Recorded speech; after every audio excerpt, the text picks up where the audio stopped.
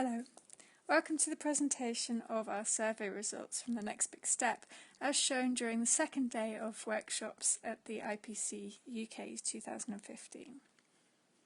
This is the second presentation in a set of three, and the theme for this day is Where Are We Now? We're going to focus on permaculture organisations to understand the growth and types of organisations and their skills and needs, and look briefly at individuals. We have discovered over 230 organisations in 110 countries, these shown in green on the map. We purposefully recruited the highest level of strategic organisation in each country. In some areas we found a national organisation like the Permaculture Association in Britain, or a series of regional networks such as those across North America.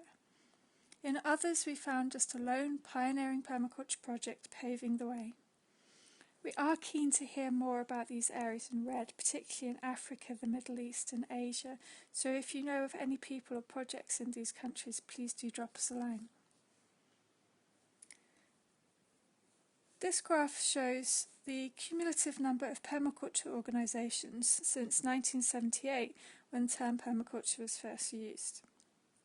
Almost 50 organisations responded to this stage of our surveys, and we can see that of these, most are fairly young, 68% being established in the last 10 years and 40% in just the last 5 years. So we're seeing this real growing and increasing trend in interest around permaculture and around organising within permaculture. This is looking at the structure or the nature of organisations.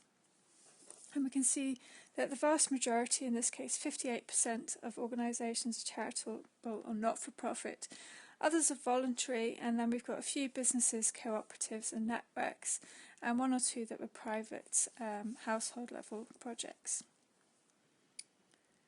In terms of what these organisations were doing, this indicates areas that they were doing lots of in dark green, some of in pale green, and not engaged in grey.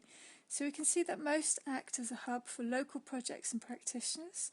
They offer free advice and organise networking activities. They teach permaculture and enhance communications on the subject both amongst members and in the media. We have a wide range of skills. Here, dark green indicates that organisations felt they were capable and could support others in a particular area. Light green indicates things that they do well, and blue areas that they would like further support with. I'm going to look at this section in blue later separately. So we can see that overall, looking at total greens, we're good at knowledge sharing, teamwork. Interestingly, less than half the organisations, this is the 50% line, less than half of them did most of these things, in our view, effectively, including agreeing kind of how they work together and what they're aiming to achieve. Perhaps this is a combination of modesty, perhaps also that there's some relatively young organisations who are still developing and finding their feet. So this brings us to the areas of needs, areas that organisations would like to improve, and this is just ordered neatly, the same data.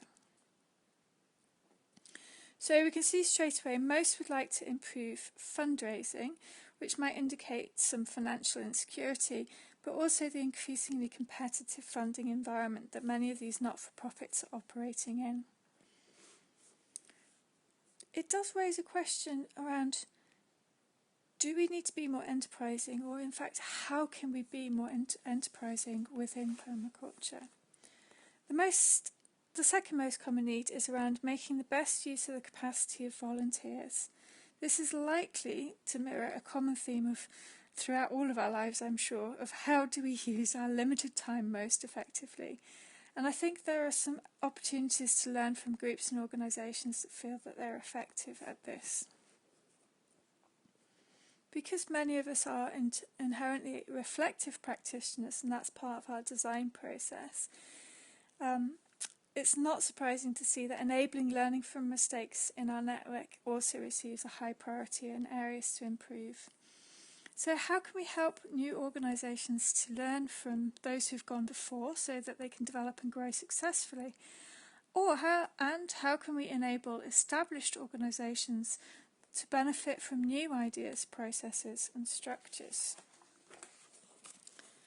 There's obviously also some concern and interest around maintaining the organisation in the long term and expanding activities and influences, as well as supporting and developing leadership. Are there ways we can work collectively across organisations within permaculture to enhance our reach and nurture these organisations? So we've got lots of questions kind of coming out of these surveys, if you like. This section we're moving on to look at permaculture practitioners as individuals. So we had around over 470 responses to these surveys. Most respondents we see are using permaculture at personal level, so using it in their home and garden and for personal development and learning. So this is 85% of respondents using it in their home and garden. And over 50% of people considered it a lifestyle choice, suggesting that permaculture is foremost a personal journey. However, over 25% of respondents teach permaculture and 20% do design work and consultancy or working in advocacy. In terms of our passions, so in green these things we were most passionate about, in black that we were most skilled in, and blue we would most like to improve. We can see that we're really strongly motivated by learning new things, by the permaculture designs, and sharing information about what we do. We are really skilled in sharing information, learning, teaching and research.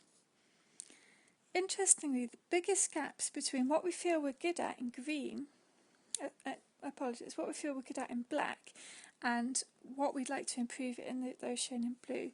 So the biggest sort of discrepancies here are in fundraising, where we'd like to learn a lot more about it, in organisation and leading organisations, and interestingly also in design. So from this brief overview we can see that we've got a better understanding of the types of organisations. They're largely charitable and voluntary, their skills, we're good at knowledge sharing and learning, and their needs, we'd particularly like to improve fundraising and working effectively.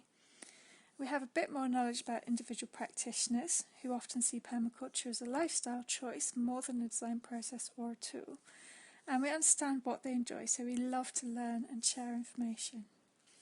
I hope you find this useful in developing your thinking and planning in the topic areas today.